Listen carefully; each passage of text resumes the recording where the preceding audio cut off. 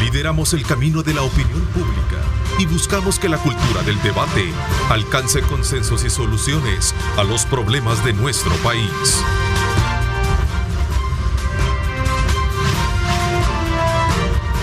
Diálogo con Ernesto López, edición especial. Son las 6 de la mañana con 30 minutos. Bienvenidos, qué placer enorme saludarles. Gracias nuevamente por estar con nosotros. Desde muy tempranas horas de la mañana vamos de inmediato en esta hora y media a hacer los análisis pertinentes de temas importantes del país con nuestro acostumbrado panel del día viernes que nos acompaña. Quiero saludar a Tania Pastor. ¿Cómo estás, Tania? Buenos días, bienvenida.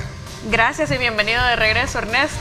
Un saludo aquí a todos mis compañeros, Misael, Juan, Marvin, por supuesto, y toda la audiencia de Grupo Megavisión. Gracias Juan también por estar con nosotros. Bienvenido, gracias Misael.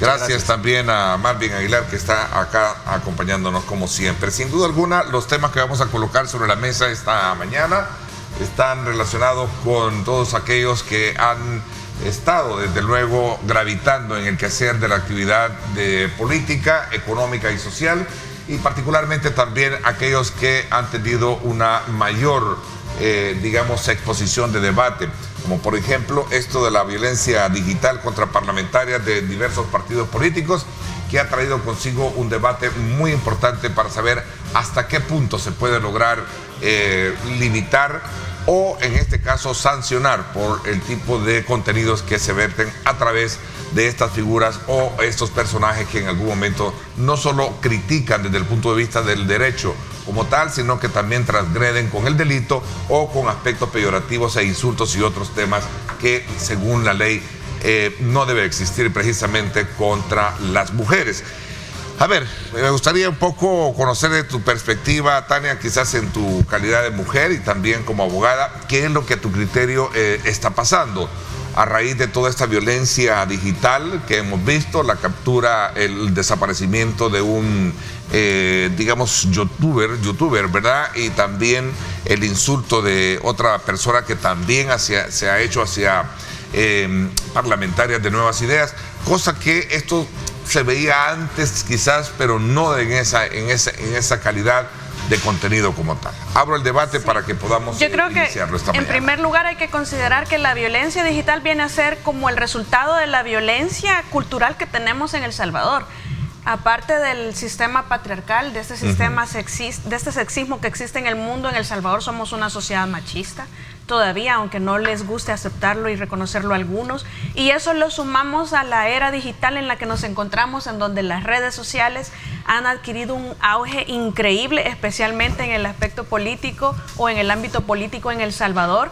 Entonces tenemos una combinación de elementos que son el cóctel perfecto para que personas violentas tengan espacios bastante concurridos, de bastante audiencia, y no solamente en contra de mujeres de Nuevas Ideas o de elementos o de miembros de Nuevas Ideas, sino que también de mujeres y de personas, porque no solamente es hacia mujeres por la condición de ser mujer, sino que en razón de estar en la política, especialmente en una coyuntura tan difícil en El Salvador, en donde tenemos una polarización extrema.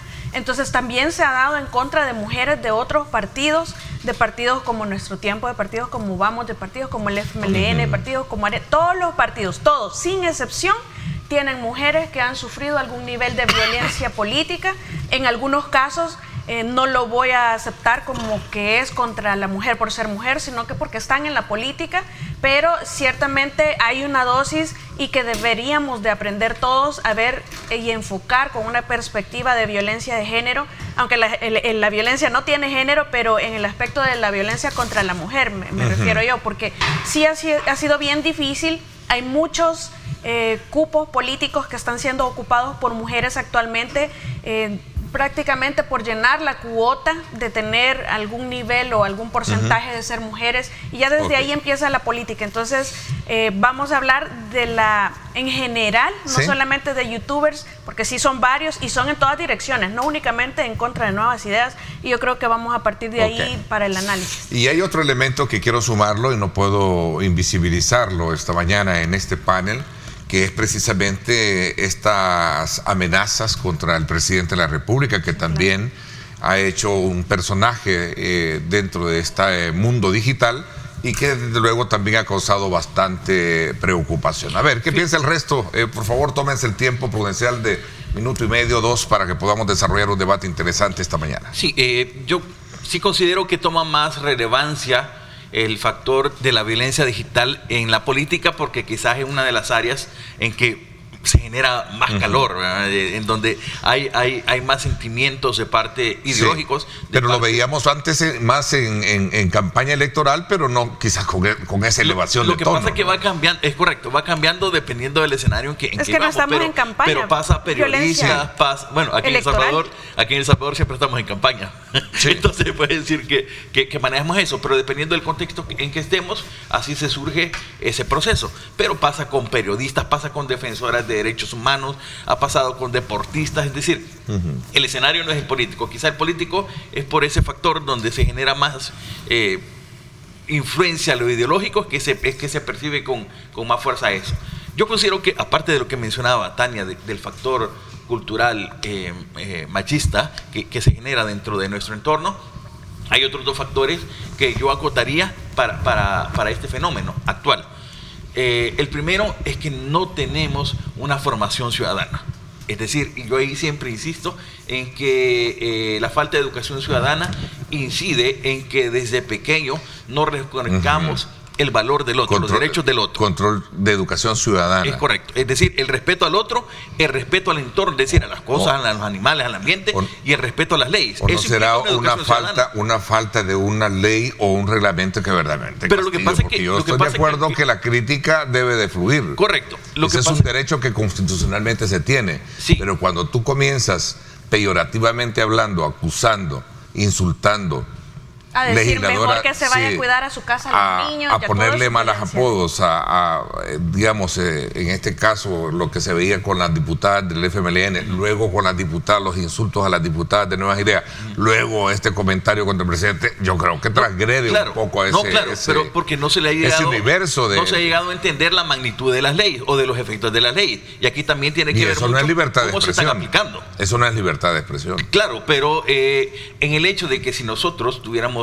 desde nuestra formación el saber, el respeto al otro, qué implicaciones puede tener legalmente una acusación o un comentario de estos, también puede... Una amenaza, porque es un... Sí, claro, pero como no hay una repercusión legal, digamos así, directa, entonces cualquiera puede agarrar eso y se está dando ese entorno. Y también un elemento que yo considero muy importante es que hay poco control de los recursos tecnológicos, en el sentido que esto se vuelve como las armas. O sea, los móviles ahora se han vuelto como el arma digital que si no hay un control, bueno, hay más dispositivos móviles que ciudadanos, cerca de 10 millones de dispositivos. Eso es un factor también importante. A ver, el resto, ¿qué piensan? ¿Están de acuerdo en lo que han dicho sus antecesores o hay algunos aspectos nuevos relevantes en esta discusión que sin duda alguna merece ser atendido? Yo quisiera opinar que, por ejemplo, un problema grave que tenemos para poder defender las posturas de hombres o mujeres en su dignidad, en su honor, en este país todavía estamos sembrando la situación con mucha traba, con muchos problemas, porque los delitos contra el honor, que es donde cae esto de insultar a una persona peyorativamente, hacerla ver o amenazar. No, ya la amenaza es otro delito, pero me voy a referir primero a esa bajeza con que se refieren principalmente a mujeres, al señor presidente. Los tenemos en el delito contra el honor y tienen una peculiaridad, todos son delitos de acción privada. Eso implica que se debe de contratar un abogado, pagarle a un abogado para que siga todo. Por lo tanto, el problema es que no se da la herramienta de la persona que no pueda pagar un abogado. ¿Y qué implica esto? Implica de que le pusimos una traba. Yo decía hace poco en un canal amigo de que se podría hacer una reforma al código en los delitos contra el honor, que cuando sean de este tipo de elementos donde hay esta prueba, esta evidencia, prueba que ya se tiene, se permita que se presente como delito de carácter de acción pública para que se le pueda ayudar a la persona, cualquier fiscal. Eso sería uno que yo sugeriría. Y la segunda me llama mucho la atención y estaba revisando la ley contra los delitos informáticos y resulta ser que esta ley contra el honor no tiene más que 2 artículos, que es el 4 y el 5, que se pudieran adaptar por lo general, que son las redacciones de estos artículos, pero de ahí te dice que es todo lo de la informática, etcétera, en los artículos del 1 al 3, pero algo específico no se previó en esta ley contra los delitos informáticos y conexos.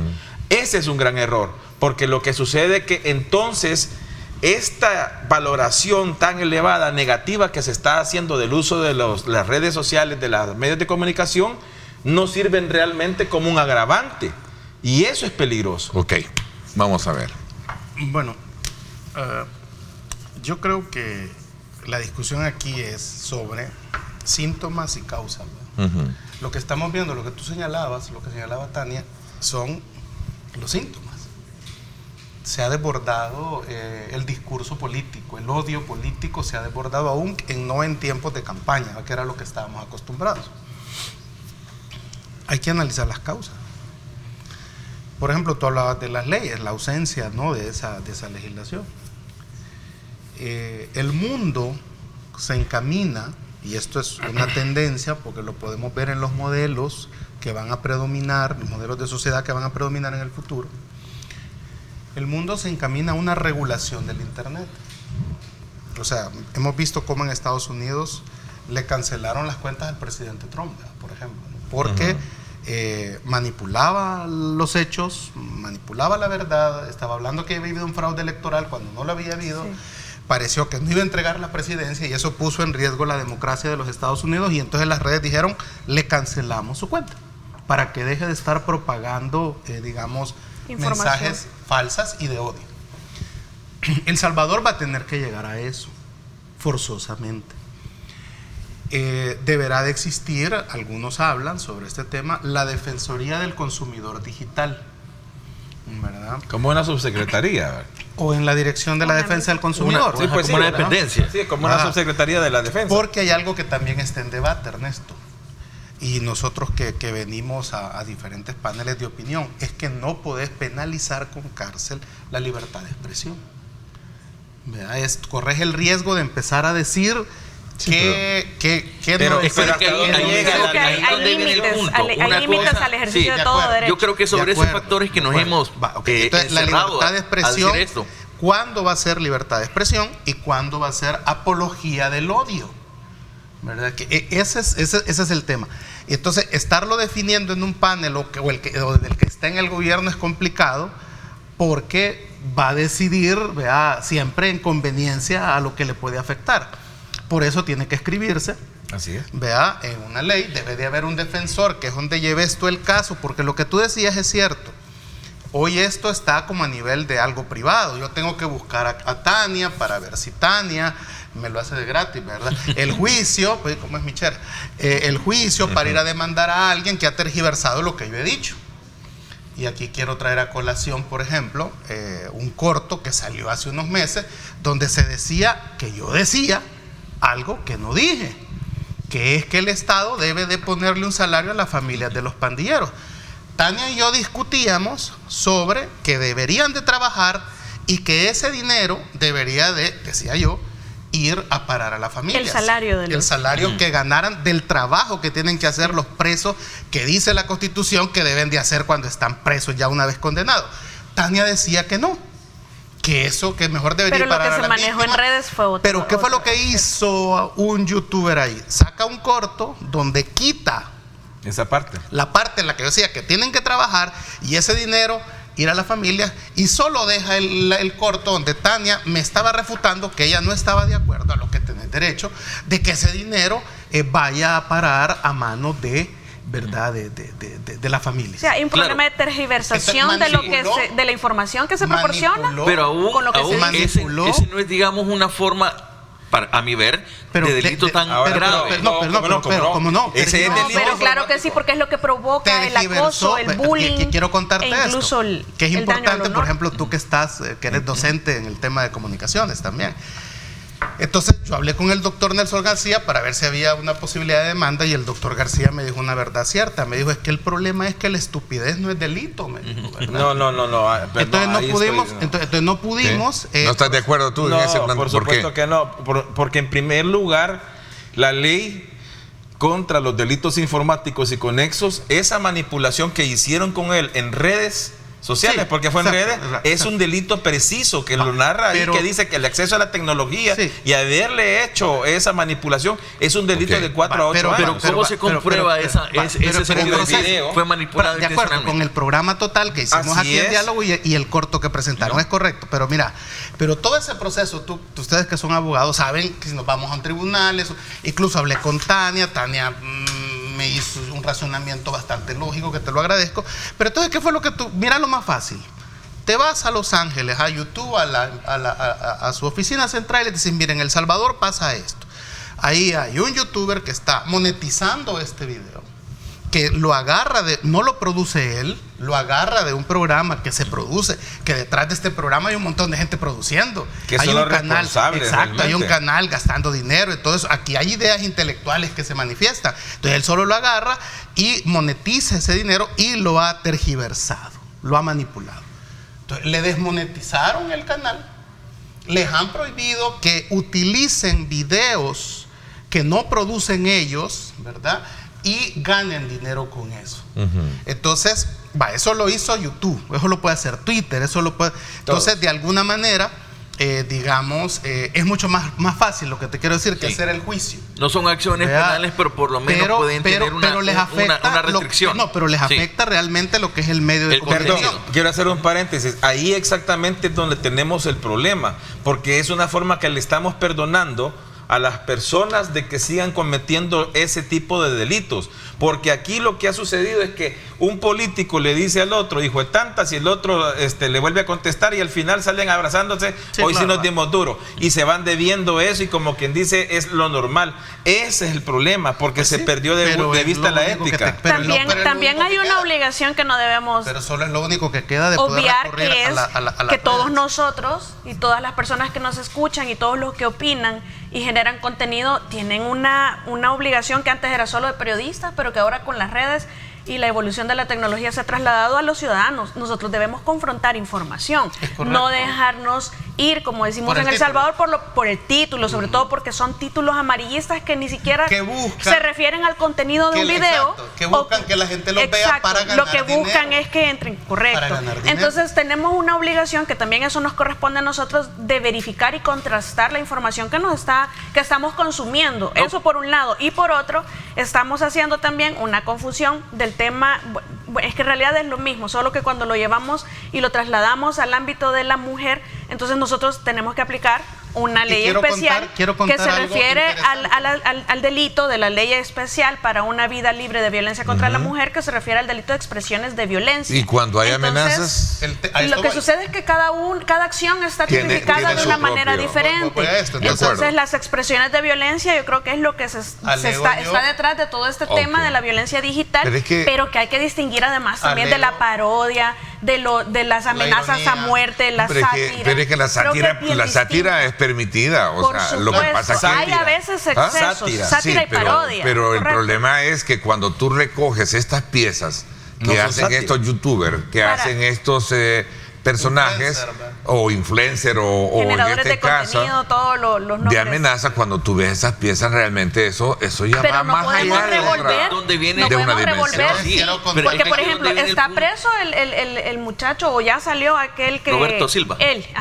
Pero entonces este nuevo, porque está en diálisis, si es lo mismo, está haciendo amenazas de una manera violenta, tienen que tener exactamente el mismo tratamiento. También hay una denuncia sobre la captura de el comisionado, pero que también según vemos va a esa línea. Pero no fue por eso la captura. Ahí hace falta declaraciones del gobierno por qué es que fue detenido, porque él no fue por... Eso se le descubrió después. Y es misoginia a su máxima expresión también, pero no fue el motivo, al parecer, por el cual lo detuvieron. Y creo que hace falta aclaración en ese tema. En las oficinas de YouTube dijeron, bueno, pero y usted dice que este corto que han hecho ha generado discurso de odio, correcto, y entonces ¿en qué se basa?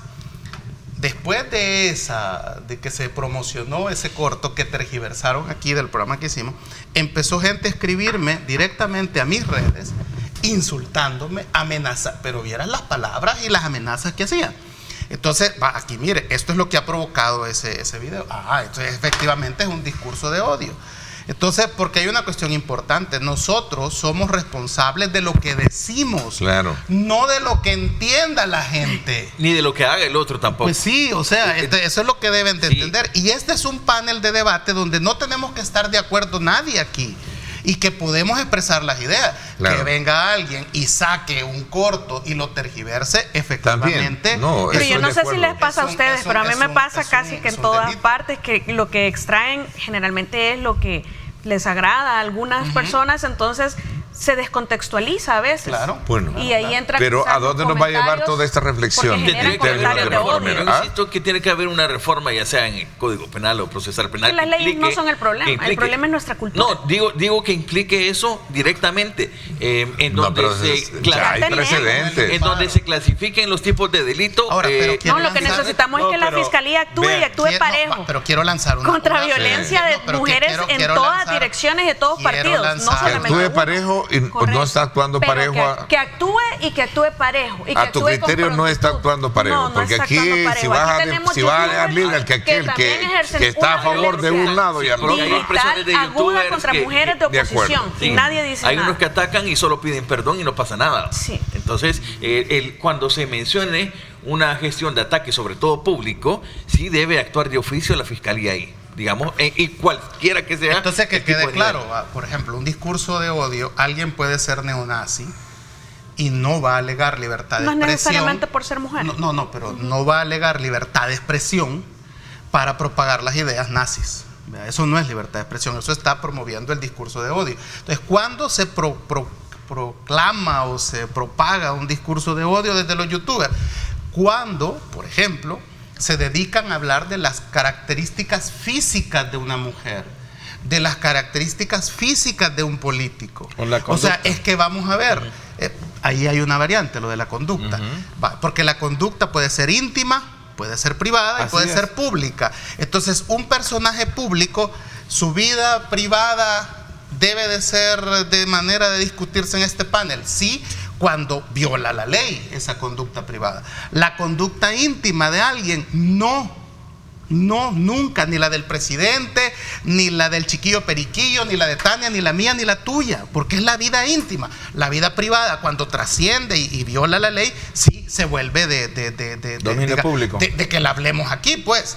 O sea, si tenés un político que usa drogas y que eso le afecta a la población a la hora que decide, o un juez, ¿verdad? O un policía, claro que es una cuestión de tema público. Miren, entonces el punto es referirse a las características físicas de alguien, que se llama bullying, ¿verdad? Digital, y hacer chiste de eso, discúlpenme, influencers salvadoreños, vayan y estudien, o si ya estudiaron, vuelvan a estudiar. Eso no es libertad de expresión. Sí, pero eso tiene que ver más allá.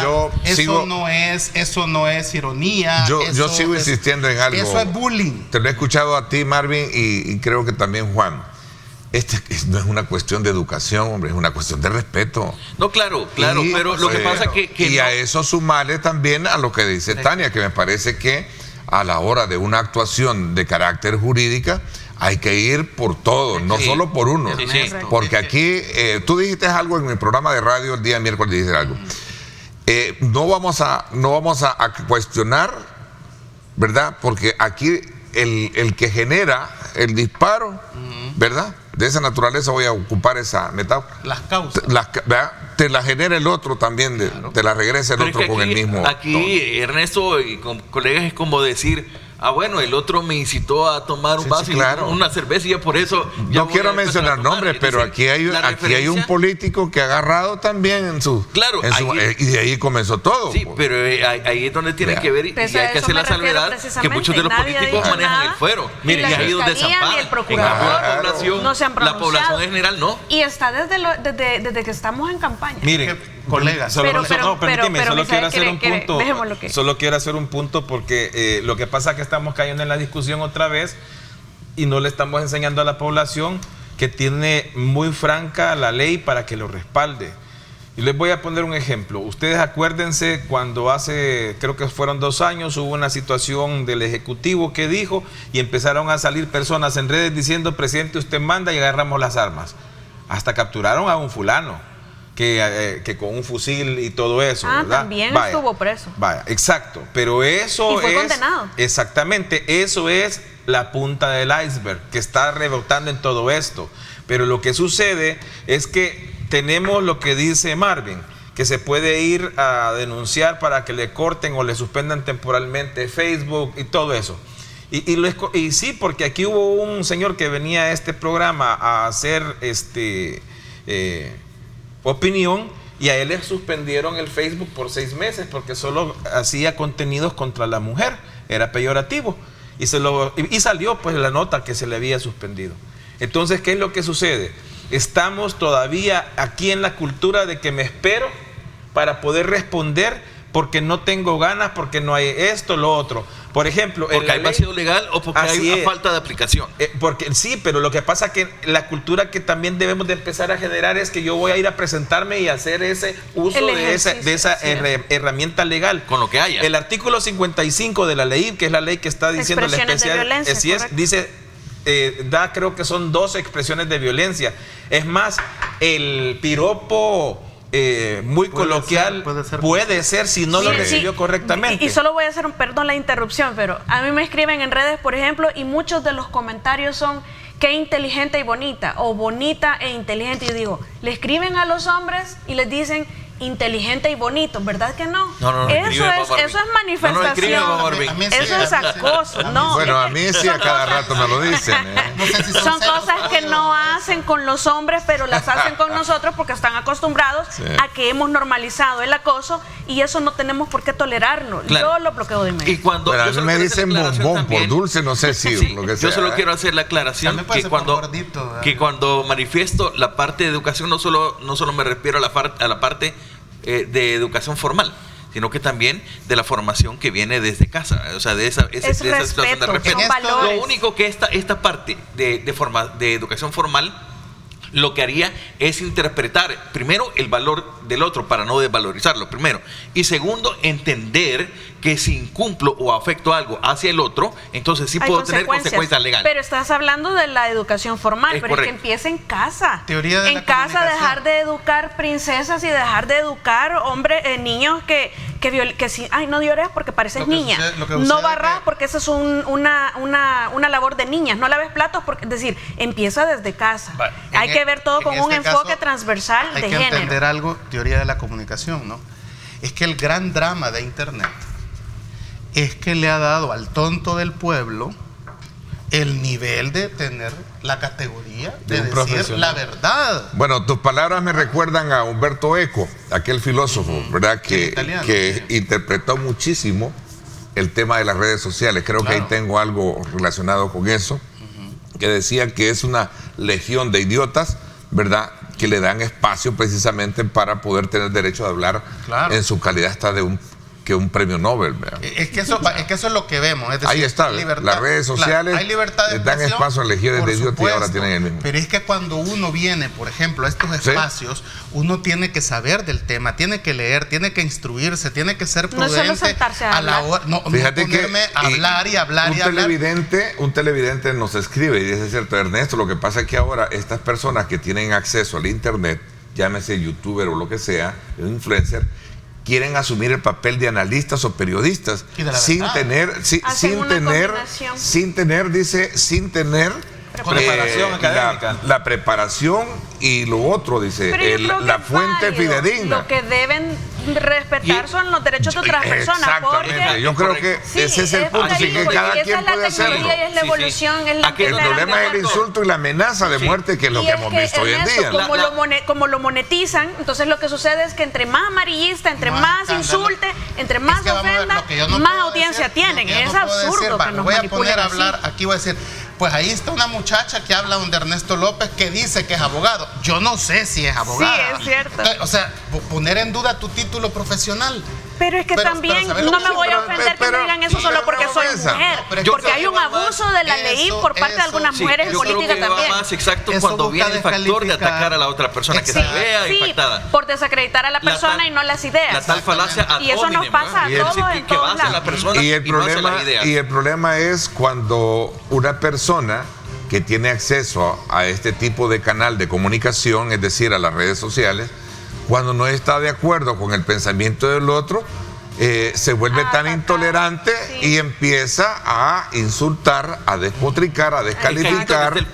Y ahí está el elemento. Sí. Por eso es que yo siempre, en lo particular, he dicho, ¿verdad?, a todos nuestros televidentes que nos interesa siempre interactuar con ellos, pero que respeten al panelista, que respeten al medio, a este servidor, porque de lo contrario no estamos haciendo buen uso de las redes sociales. Pero es que hay periodistas actualmente que están utilizando las plataformas incluso de las redes sociales para hacer un reportaje periodístico amarillista, y ese periodístico amarillista le está generando un contenido y un dinero. Monetización. Así es. Entonces, pero tú diste la palabra periodista y te voy a decir algo, y te lo voy a decir en mi calidad también de periodista.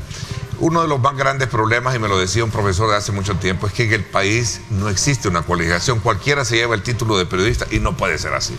De verdad, o asume el papel o la función de eso mismo. Voy a hacer una pausa y seguimos con el debate. ¿Sí? ¿Les parece? Vámonos. Gracias por estar con nosotros. Nos vamos a la pausa y regresamos con más.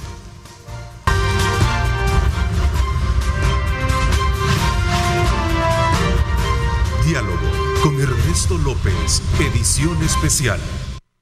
Bueno, vamos a continuar con este punto y vamos a ir casi cerrándolo, porque yo quisiera, no sé con quién quedé contigo, Misael, quedé darte la palabra, ¿no? Sí. Lo que tenemos que procurar en El Salvador, si me permiten los televidentes sugerir, es que hay que empezar a tomar el valor para ir a presentarse y empezar a hacer este tipo de denuncias. Y hay que empezar a defender también las instituciones, porque la presidencia de la República es una institución. Llegue quien llegue, hemos tenido de todo tipo de presidentes, buenos, regulares, malísimos. Entonces tenemos que defender las instituciones. La mujer en general es una institución, a mi manera de ver, muy modesto. ¿Por qué? Porque hay que recordar que ahí están nuestras madres, nuestras hijas, nuestras hermanas, nuestras esposas. Entonces yo nunca he entendido cómo es que un tipo, y perdón que utilice la palabra tipejo, se viene a mofar de una mujer diciendo lo que es esto y lo otro, porque en El Salvador utilizamos esa palabra de 4 letras como hasta saludo. Y eso es ahí donde se defienden y dicen, no, si yo estaba en el hablando coloquialmente. Ajá, estaba hablando como salvadoreño, y no es cierto. Entonces, a mí me gustaría hacerle la llamada a la mamá de estos youtubers que están haciendo esto y se ponga a platicar con ellos y le pregunte que si no está... ¿Y si no tiene? Y si no tiene, porque yo conozco a uno que no tiene madre. Sí, que no tiene madre. Es que es a la mamá o al papá, yo creo que es problema de la educación desde la casa. Entonces quiere decir que también puede hacer de que él tenga sometido a esa esposa que tiene, la novia, la amante, o las esposas que tenga, o las amantes que tenga, las tiene sometido bajo él.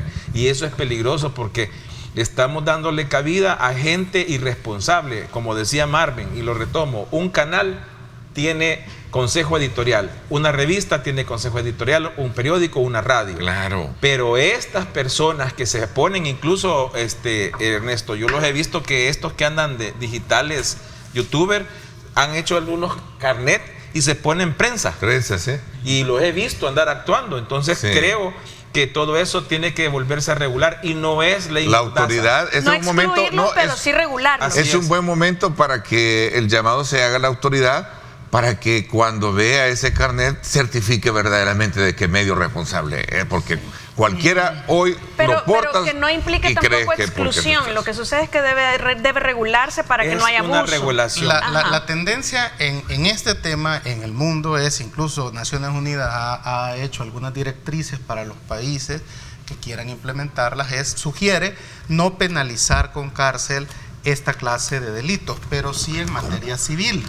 Pero tenés que sentar precedentes, hombre. Pero es que lo que les duele, pero para eso tienen que funcionar las autoridades. Tenés que sentar los precedentes. Otro elemento, y los youtubers aquí del dinero que ganan, porque ojo, Ellos ganan por lo que están haciendo, que no nos estemos aquí confundiendo que lo están haciendo por la patria, por el movimiento, por generar porque opinión. quieren cambiar el país. No. Ellos ganan dinero por eso. Pregunta, ¿pagan impuestos por esos ingresos que generan? Esa es ausencia de regulación Exactamente. también. Entonces, por eso digo, la regulación tiene que ir hacia que paguen impuestos. Mercedes Hernández nos escribe y dice, la figura pública se expone siempre a la crítica. Es correcto. ¿De acuerdo? Es correcto. Pero amenazar de muerte, insultar a un político o, en este caso, Eso es estar un exceso. poniéndole calificativos o apodos al legislador, que como vimos en el caso de las del FMLN, y después los insultos para las de Nuevas Ideas, no puede ser. Eso tiene un nombre. Nosotros A eso también mujeres de Arena también se les ha insultado, No, se les ha de dicho, todos los no partidos. puede Nosotros ser. en antropología, Claudio Ortiz también. O sea, A todos. Claudia, nosotros sí, en antropología hemos traspolado un término de la normalidad,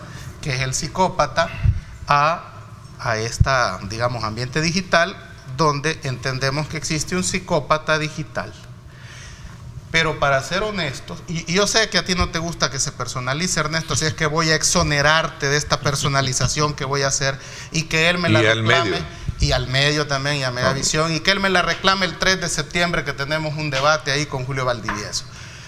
Aquí lo que ha hecho el chiquillo Periquillo y la forma en que lo expresa, con ese, digamos, gran odio que se ha manifestado, que da dos variantes, o golpe de Estado o asesinato, en lo que ha dicho, Debería estar preso. eso lo que demuestra, no sé si debería estar preso, pero eso lo que demuestra Creo que que es sí. un psicópata digital, es correcto.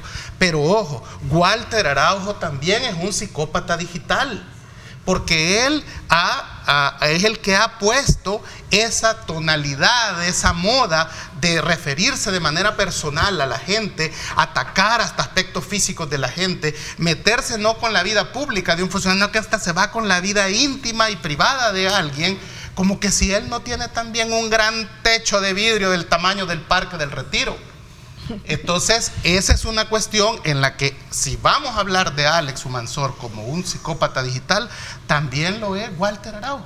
Bueno, Yo ahí quiero hacer referencia sobre todo a la población, de que si bien los políticos, algunos fueron políticos, que es donde se amparan para decir lo que quieran, otros tienen los medios para no pasar por la ley, o por lo menos para no verse afectados, pero la población media, los normales no lo tenemos. Por lo tanto, no hay que seguir el ejemplo ni tan siquiera las locuras de esos personajes, porque al final a nosotros, ellos no nos van a defender.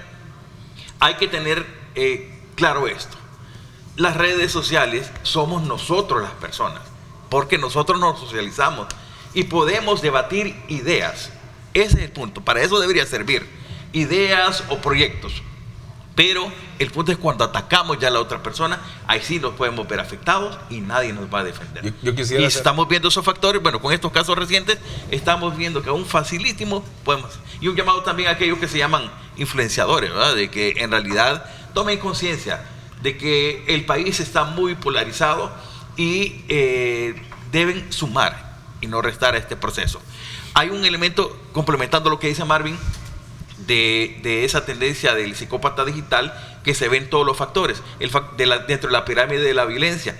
Estos son elementos. Primero, un insulto es la parte más baja, digamos, de esa violencia, y quizás a veces la menos perceptible, pero en la medida que va subiendo ya viene la amenaza, ya vienen las otras cosas, y como genera odio, y ya el puede otro causar factor, hasta la y muerte. llegar hasta el factor de la violencia física y el asesinato. Exacto. Es decir, no crean que solo porque yo digo algo, ofendo a alguien, ya no va a pasar de ahí. Esto va escalando, y por eso vemos grandes efectos de intolerancia en nuestro país a nivel vehicular, a nivel de vecindario, etcétera, porque va subiendo esa pirámide. Si yo llegué al primer nivel, voy subiendo hasta llegar al factor de violencia física o hasta el asesinato.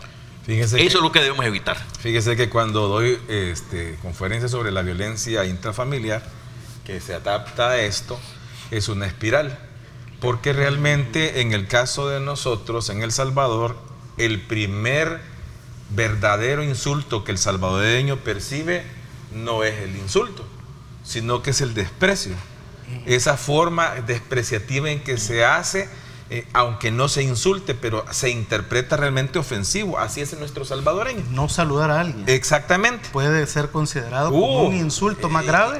Exacto. Vea. Y que ha llevado hasta matar personas. Que por qué, que te debo. Así es, exacto, claro. Que te debo. Lo que yo valoro, como lo que yo determino como desvalorización. El otro se siente es correcto.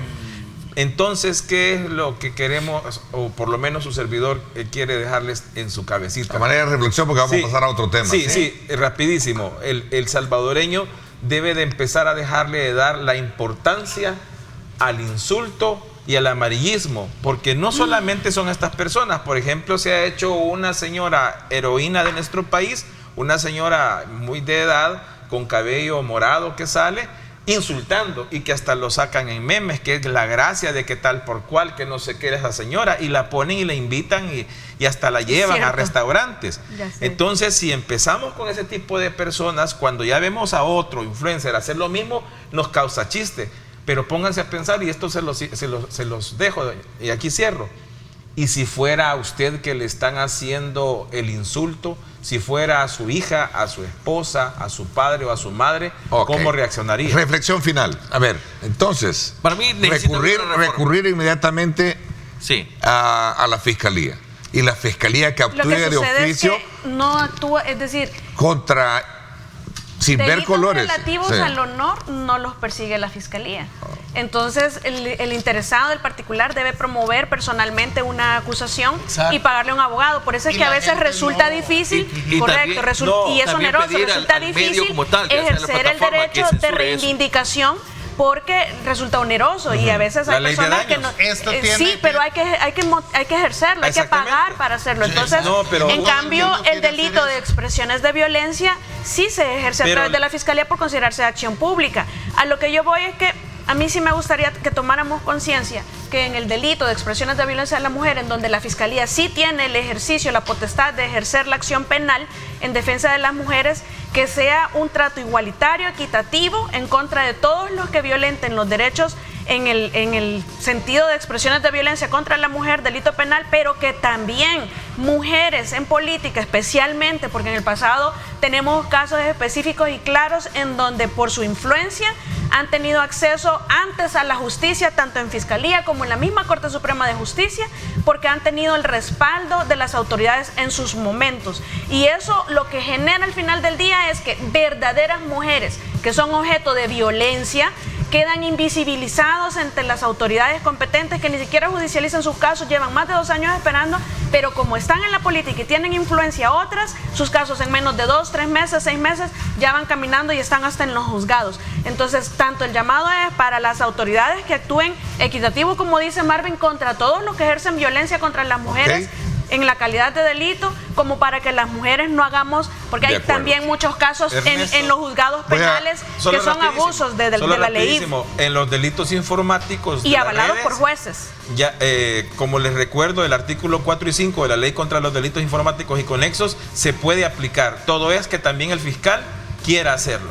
Bueno, también ese y que se lleve a todos, no solo uno de un lado, de un bando a otro. Se puede hacer crítica a las figuras públicas, sí. De acuerdo. Con respeto. Juicios de valor también, pero con fundamento. Cuestionamiento a los diferentes puntos de vista. Y juicios de valor también, pero con fundamento. Yo le sugiero a toda esa bola de influencers y youtubers, ¿verdad? Que muchos de ellos no han estudiado, que vayan a ver las películas de Charlie Chaplin, como con ironía, en cine mudo, sin decir nada, daba unos grandes mensajes y una lección, o el humor de Cantinflas, o de Tres Patines, o de Clavillazo, ya que a ellos les gusta ser, digamos, chistosos. Entonces se pueden decir muchas cosas sin necesidad de recurrir a la ofensa. La Fiscalía, a propósito, presentó esta semana la acusación contra 16 ex empleados de Casa Presidencial de la Administración Sánchez Serén. Ayer, por cierto, ya se decretaron las detenciones de 4 de ellos.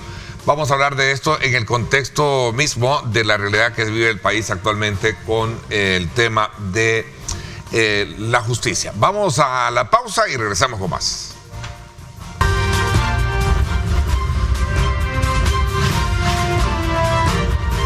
Diálogo con Ernesto López, edición especial. Bueno, continuamos con el programa de este día y otro tema que sin duda alguna quisiéramos analizarlo desde el punto de vista de cada quien es esta nueva acusación que se hace contra el expresidente Salvador Sánchez Serén y también otros funcionarios de su administración. A ver, Misael. Creo que al ser un proceso en instrucción que se va a tener ya, van a empezar a salir todo tipo de pruebas que van a inculpar directamente e individualizar a las personas. Sin embargo, acá este juicio, y es un problema que tenemos en nuestra legislación, es el tipo de juicios que internacionalmente dura años y que uno sabe que esto va para cantidad de años. Sin embargo, acá por los periodos, los términos que autoriza la ley, hay que pedir prórrogas y aunque se lleven 2, 4 años, por ejemplo, con aquel exministro de Salud se llevaron 4 años, todavía es mucho más monumental, cada presidencia que hay que investigar. Luego de esto, acá sí yo le recuerdo a los que están investigando que no cometan el error de presentar peritos contables, porque la pericia contable no es forense, sino que debe ser un auditor forense, que en El Salvador solamente hay 8, exactamente, 3 graduados y 5 empíricos. Entonces, por esa razón, si vamos a un mundo ideal, el proceso se presentara, muchas veces técnicamente se va a caer. Yo creo de que el problema que estamos viendo nosotros es que la gente dice, ya era hora que esto se vaya contra esto, que esto y lo otro. El problema lo sabemos los salvadoreños, que eso de corrupción en el país, todos sabemos que fue por años, desde que éramos unos hipotes, ya uno sabía que si tenía el amigo en tal lugar le hacían esto y lo otro y que solamente había que darle un regalito.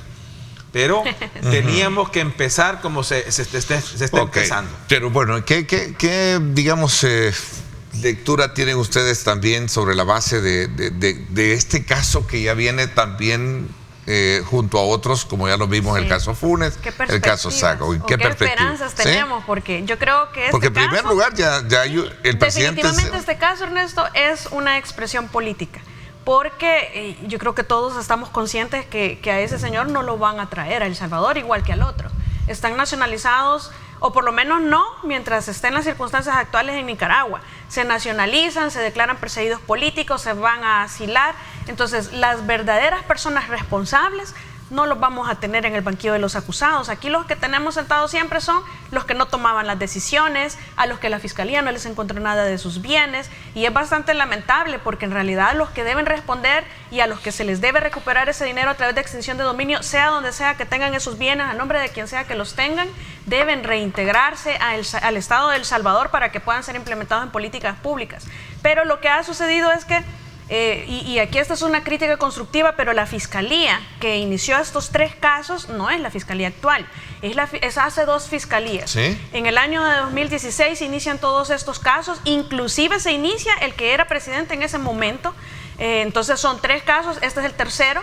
Ya lo decía yo desde antes, los señores ex empleados de la presidencia estaban siendo procesados antes por el caso Saca, después estaban siendo procesados después por el caso Funes y ahora lo son por el caso Sánchez Serén.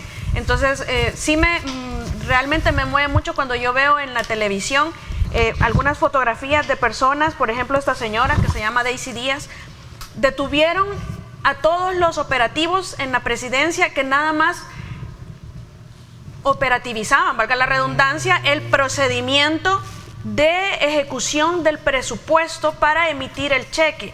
Porque lo que sucede es que no han sentado, por ejemplo en el caso Saca, no sentaron a los corruptores. En el parte del sistema bancario sentaron a los corruptores como testigos. Al que falseó los informes de la Corte de Cuentas como testigos. Y solo dijo, sí, no se criteriaron, testigos. Entonces eso resulta un poco... en las agencias de publicidad. Pero yo estoy hablando, por ejemplo, en el sistema bancario y en la Corte de Cuentas, testigos cuando lo que eran imputados o coimputados o cómplices en algún grado de participación. En el caso de Mauricio Funes, exactamente lo mismo. Han sentado personas responsables del banco hipotecario que cometieron expresamente delitos en sus declaraciones y son testigos cuando deberían ser imputados. Perdón, lo mismo sucede en este caso. Hay personas que van a ser testigos, pero que realmente son personas responsables del cometimiento de ciertos delitos y que deberían de estar también en el banquillo de los acusados. Corregime, por ejemplo, los mandos medios.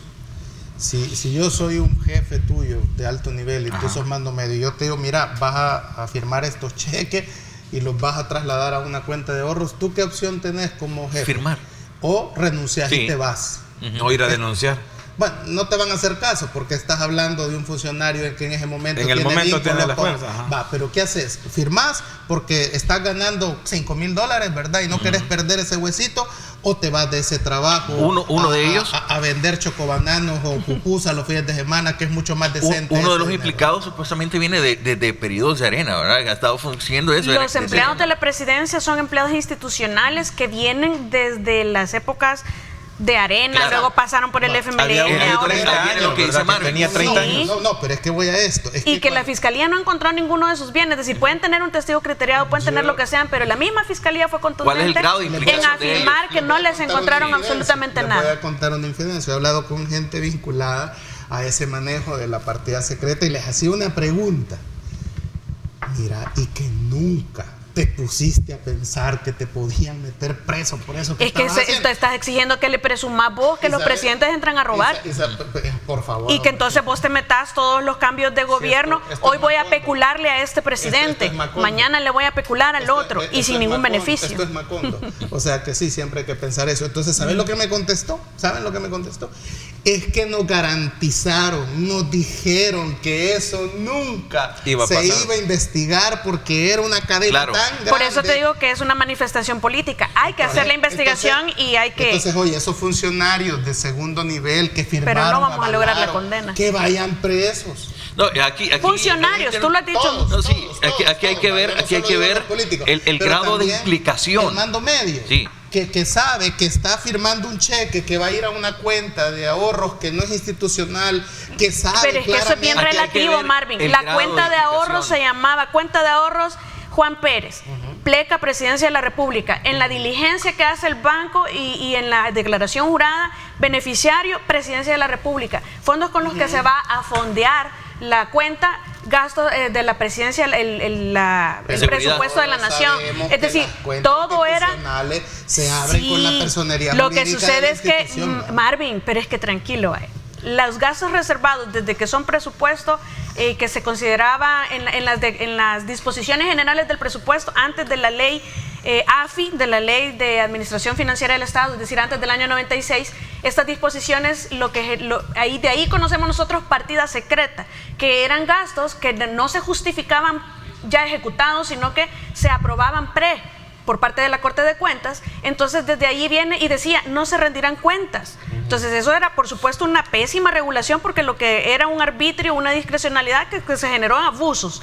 Luego con la ley AFI desapareció la regulación de los gastos reservados, pero entonces lo que tenías tú era un manual de clasificación de las transacciones financieras del Estado, en donde se establecía en qué consisten los gastos de la presidencia reservados, porque se les cambió nombre, y te definía que eran aquellos gastos discrecionales del presidente. Pero entonces lo que no ha habido nunca es una regulación explícita, pero sí ha habido un aval de parte de todas las asambleas, todos los años, cuando aprobaban la Ley General del Presupuesto, sí ha habido un aval de todas las Cortes Supremas de Justicia. Vamos a la práctica. Entonces, con el ejemplo ¿cómo le que ponía exigís tú a Marvin? los empleados? Si toda la regulación que no hay la avalan todos los órganos de Estado, la Corte de Cuentas y la Fiscalía General, y tú crees que el empleado sea responsable cuando él no es responsable, sino el que está arriba. Eso quiere decir, así práctico. Claro, vamos a ver. Para mí hay 4 puntos. Vamos a ver, Juan.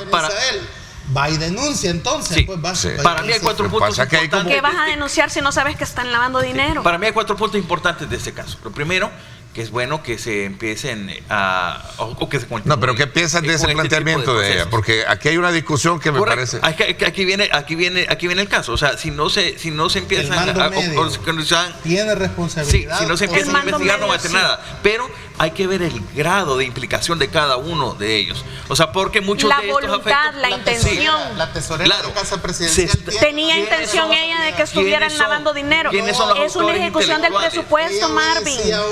¿Quiénes son los autores intelectuales? Sí, pero es que es una ejecución del presupuesto planificada. ¿Qué grados son los que autorizaron? Porque muchos en el grado de operatividad, por no perder el puesto, es que hacen esto y se van en función de decirle, no, mira, si esto es legal o está ellos dentro del marco legal. Ellos ni conocieron a los presidentes. Es correcto. Y lo otro que sea para mí importante es que se vuelva a cuestionar, aunque muchos ya lo hemos manifestado, sabemos el grado de control de las instituciones, como la Corte de Cuentas y eso, ¿dónde está? Eso indica de que no lo ha habido y quizás no lo sigue habiendo por mucho entorno. Hasta que se dan estos indicios por parte de los que están en función, empiezan a salir este tipo de datos. Y otra cosa, que esto pareciera ser como una rueda de caballitos, de que va saliendo un tipo de mandato de partido en el gobierno, implica el anterior. Viene el anterior y cuando debería actual, ser que el actual implique el anterior, pero también a los correcto, suyos. al actual. Eso Entonces, es cambiar la dinámica. Porque tampoco funcionan las instituciones de control. Y eso es algo importante. Y por el mecanismo de elección de los funcionarios contralores. Mira, aquí hay políticos, hay diputados que hablan de la pena de muerte para los pandilleros. Yo siempre lo he dicho. Correcto.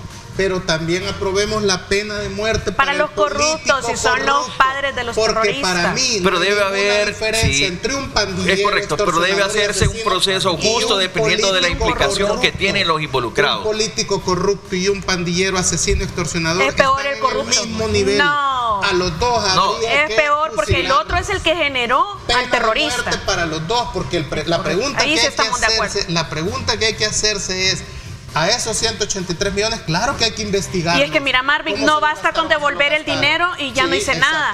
No basta. Sí, que no lo han devuelto. Yo pido todo. mano después de los anuncios. No, saque su número. O con que prescriban o que con que caduquen los 10 años del enriquecimiento ilícito, tampoco les exime. Como dice nuestro buen amigo Julio Valdivieso, saca Tiramos número. número. Vamos a la pausa y regresamos con más. Pena de muerte.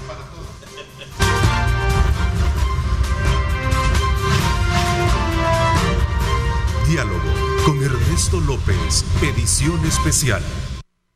Bueno, continuamos con nuestro debate esta mañana. Saludos muy cordiales a todos nuestros buenos amigos que nos envían sus comentarios. Y pues qué interesante, pues cada quien tiene su punto de vista y recogemos los insumos que ustedes nos envían. A ver, Misael.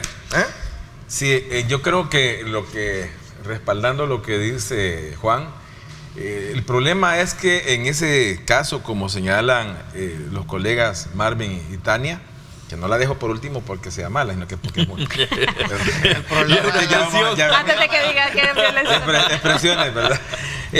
Cuidado con las expresiones. El problema es que dentro de lo que es el contexto de la criminología sobre el derecho penal, se tiene que valorar la intensidad del dolo. Y eso no se valora en El Salvador. Porque acá que alguien no pida que no le pongan los 20 años, por ejemplo, en un delito máximo de 20 años, le permitió el juez decir 20 años. No valoró la intensidad, el estudio de la persona ni nada. Entonces, ese nivel del dolo no se evalúa con lo que es la parte de la penología en el país y no les interesa porque no se regula, porque eso no es llamativo. Segundo, ese tipo de noticias son llamativas para demostrar que se está haciendo algo. Aunque fuese un presidente, 5 personas que capturan y muestran que tenían esta posición equivalen a un presidente que está huyendo y se calma la efervescencia política. Segundo, 2 están huyendo. Bueno, no, me refiero con este caso. Pero mira, en ese punto, solo una cuestión, es que a mí me llama la atención el planteamiento de Tania en el sentido de decir, ¿por qué si son empleados a los que tienen que, por sus tramitología, ejercer su...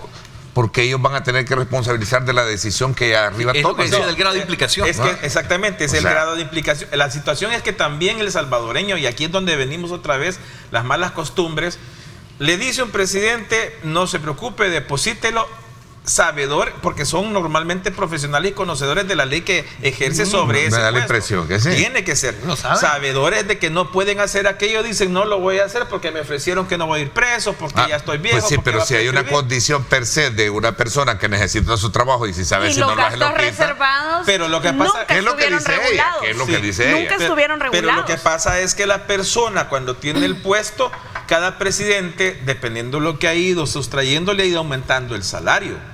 Y empezaron con 3,000 colones en la época de colones, porque hay gente de 30 años. Sí. Y ahora terminaron con sueldos de 5,000. Es decir, venía la compensación, riesgo, compensación, y eso es lo que valoraron. Y no valoraron su riesgo penal. A esto llega lo que yo le... Así es. También, ¿no? Sí, y su dignidad. Y aquí es lo que yo le llamo el peligro del delito político condicionado. ¿A qué me refiero?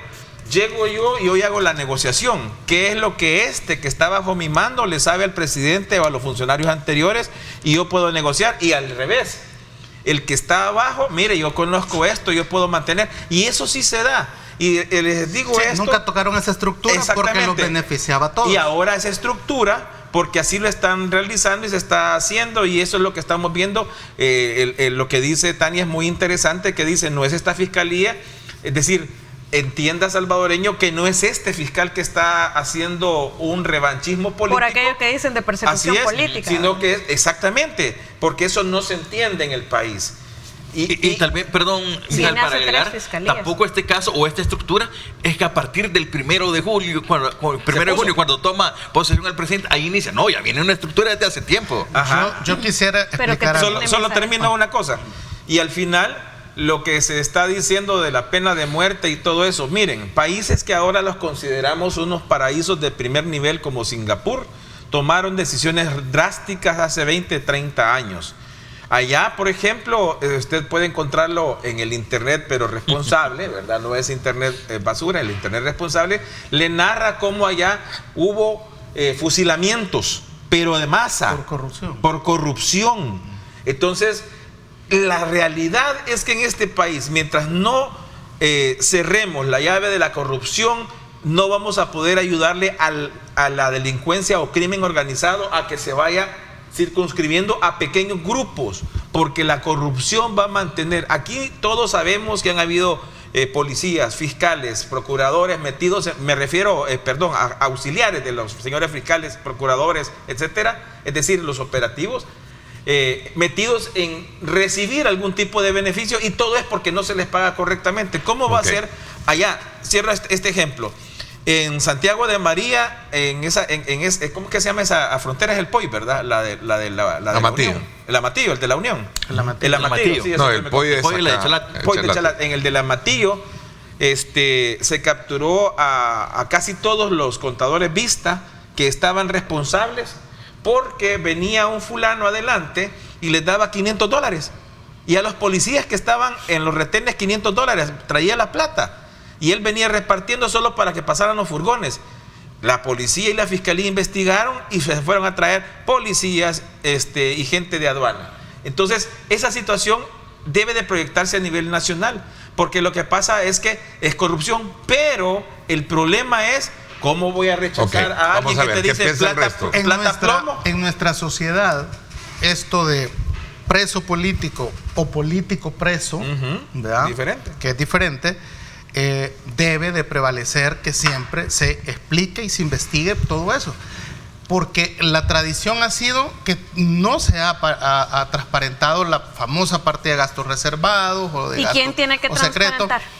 Los funcionarios. ¿Y quién tiene que controlar? La Corte de Cuentas y la Fiscalía. Exactamente. Pero imagínate lo que ha sucedido.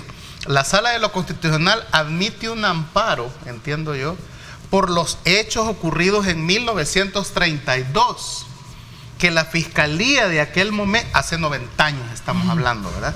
La Fiscalía de aquel momento no investigó el fusilamiento de 10,000 indígenas que hizo el gobierno de Maximiliano Hernández Martínez.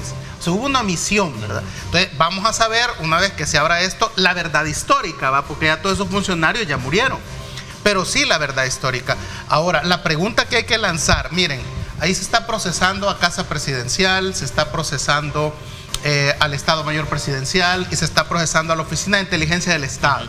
La pregunta que lanzo yo es, bueno, pero es que la ley que faculta al OIE para hacer ese manejo del dinero sin rendir cuentas, porque ahí dice que es reservado, y todos los directores antes de OIE de la ley AFI han dicho de que no, que ahí dice que yo lo puedo hacer y que si yo lo digo, bueno, ¿quién fue que llegó a decir a la asamblea? Es que yo le digo, aunque lo gastamos, estoy violando la ley, porque ahí dice que eso es reservado. Eso es falso. Esa ley sigue vigente. No. Sigue vigente la ley que le permite al OIE transparentar. Lo que sucede es que la ley del OIE son como 8 artículos. Claro, pero ese artículo, Tania, que dice que los gastos son reservados, sigue vigente. La pregunta que tenemos que hacernos es, ¿por cuánto tiempo? Y eso de lo que se está acusando a la administración Sánchez Serén hay mecanismos, hay garantías de que ahora no está pasando. O vamos a tener que esperar otra correlación. Es lo que decía de la rueda de caballito. Pero también te voy a decir de quién es la obligación, porque eso sí está regulado. Sí estaba pasando, ¿verdad? Sí, pero lo que sucede es que aún en los gastos reservados, sea de donde sea, la ley de la Corte de Cuentas sí te dice, allá por el artículo 43, no recuerdo 45 o 48, que los gastos reservados o los que tengan esa cualidad van a ser auditados en esa misma gestión. No, es decir, van a ser con esa misma característica de reserva. Es decir, va a ser una auditoría especial, pero no dice que no se van a auditar. Y no se va a hacer pública esa auditoría. Y que no se vaya a hacer pública después de ciertos años. Eso es un error. Lo que sucede es que en la misma ley de la OIE hay que reformarla y por plantear supuesto, es que dentro de 10 años o 15 o 20, porque es la asamblea la que tenés que desclasificar la información en qué se está gastando por eso el dinero es que la cantidad ahorita. de tiempo. Porque ¿cuál es la seguridad del Estado aquí?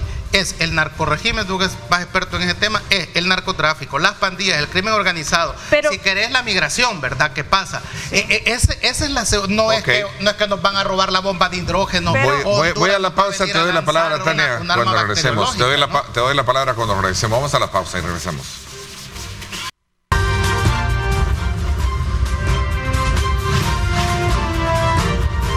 Diálogo con Ernesto López, edición especial.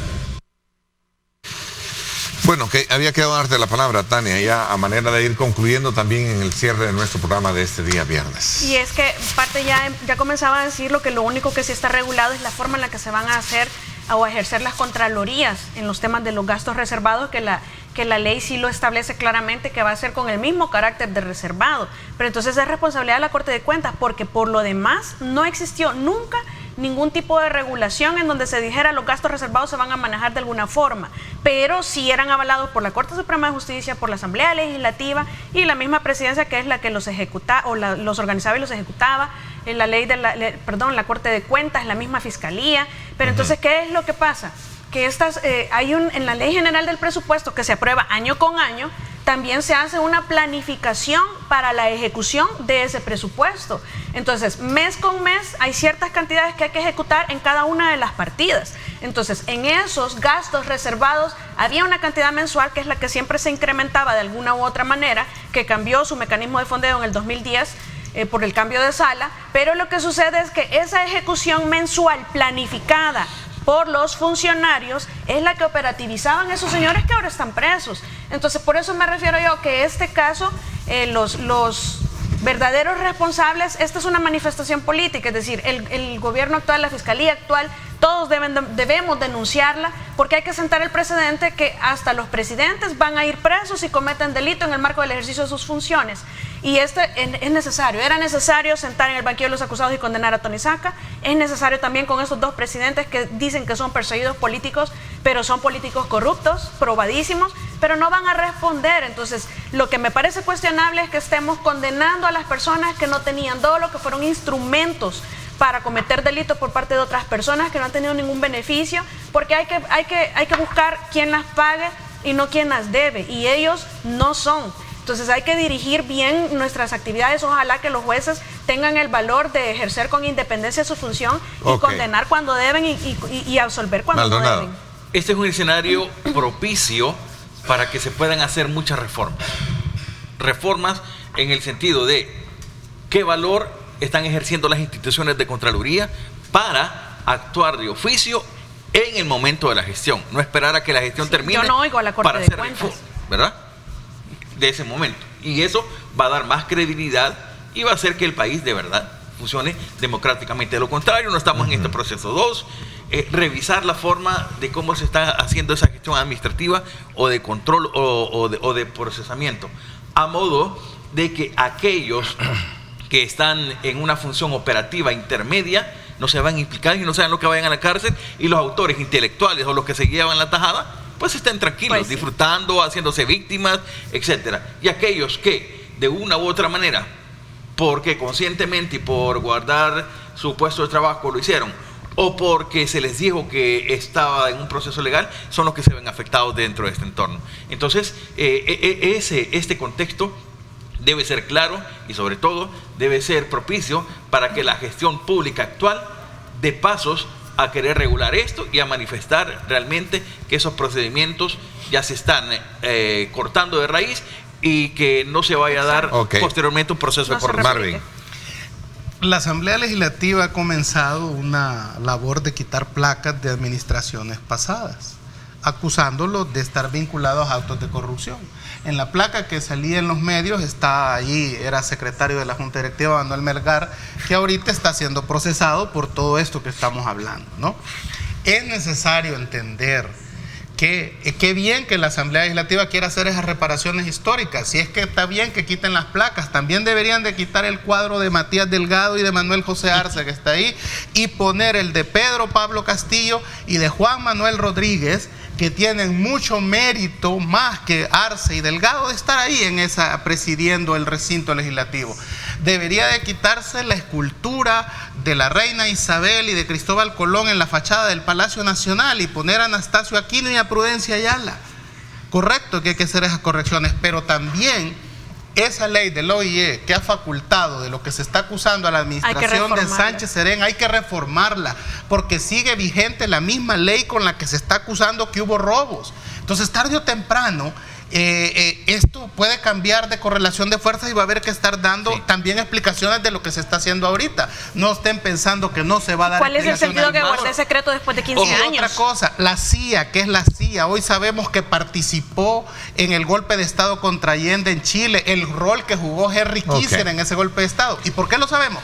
Porque después de 25 años la CIA hay una desclasificación de información. Tú propones que se desclasifique para evitar eso, para saber los gastos. Yo creo que todos estamos de acuerdo en eso. Interesante, porque de conclusiones me parece bueno ese elemento. Yo traigo para cerrar, en primer lugar, qué tanto nosotros necesitamos la OIE en El Salvador. Yo sé que eso apareció, es la seguridad del Estado, ¿no? No. Debe de existir.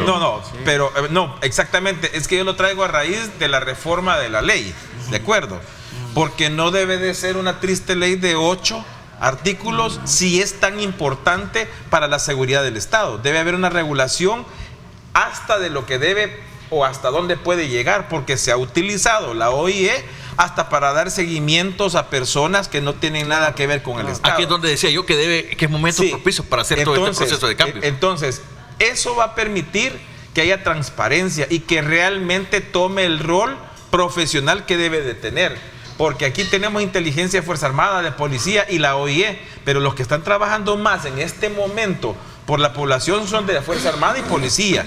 Correcto. Entonces, a eso tenemos que llevar. Yo he sostenido que esta legislación tiene la correlación suficiente para poder hacer todas las cosas. Ok, interesante, el tiempo se nos agotó. Quiero agradecerles a cada uno de ustedes el que nos hayan permitido conocer sus puntos de vista con relación a estas temáticas y a nuestro público que siempre está muy atento también a los insumos que nos dan a través de sus mensajes. Así es que desde ya, muchísimas gracias a cada uno de ustedes. Gracias, Juan. Gracias a ti, Misael. Gracias. Marvin también. Y a ti también, gracias.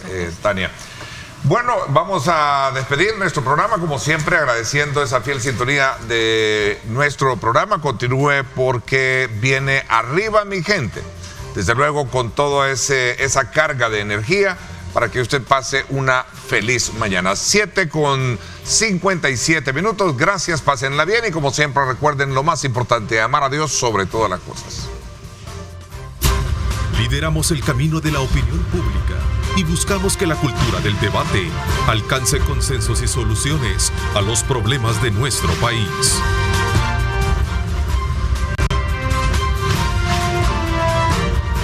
Diálogo con Ernesto López, edición especial.